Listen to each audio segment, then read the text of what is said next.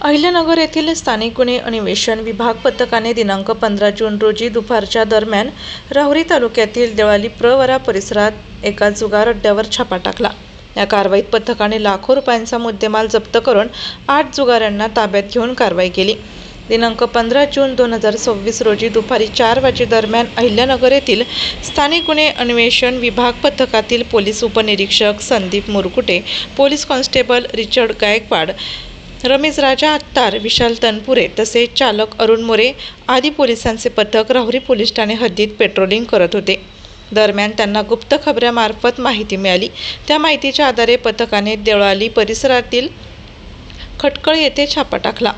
तेव्हा सचिन घोरपडे याचे बांधकाम चालू असलेल्या घराच्या खोलीमध्ये काही इसम जुगार खेळताना दिसून आले।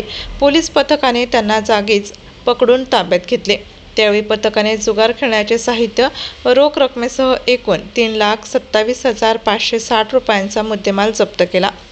पोलीस कॉन्स्टेबल विशाल तनपुरे यांच्या फिर्यादीवरून आरोपी सचिन दिलीप घोरपडे वय वर्ष 37, दीपक किसन फुलारे वय वर्ष 45 दोघे राहणार खटकळी देवळाली प्रवरा, शिवाजी महादेव होले वय वर्ष 45 राहणार टाकळी मिया रोड, दट्टू कचरू धाकतोडे वय वर्ष 40 राहणार चांभारवाडा टाकळी मिया रोड, मनोज भागवत पंडित वय वर्ष 56 राहणार लाख रोड कदम वस्ती, शैलेश भाऊसाहेब विदाते वय वर्ष 25 राहणार खडकळी देवळाली प्रवरा, प्रकाश दत्तात्रय जाधव वय वर्ष 42 राहणार टाकळी मिया रोड देवळाली प्रवरा, मुश्ताक बादशाह शेख वय वर्ष 40 राहणार इस्लामपुरा देवळाली प्रवरा, तालुका राहुरी या 8 जणांवर गुन्हा रजिस्टर नंबर 701/2026 महाराष्ट्र जुगार प्रतिबंधक अधिनियमन 1887 चे कलम 12 प्रमाणे गुन्हा दाखल करण्यात आला।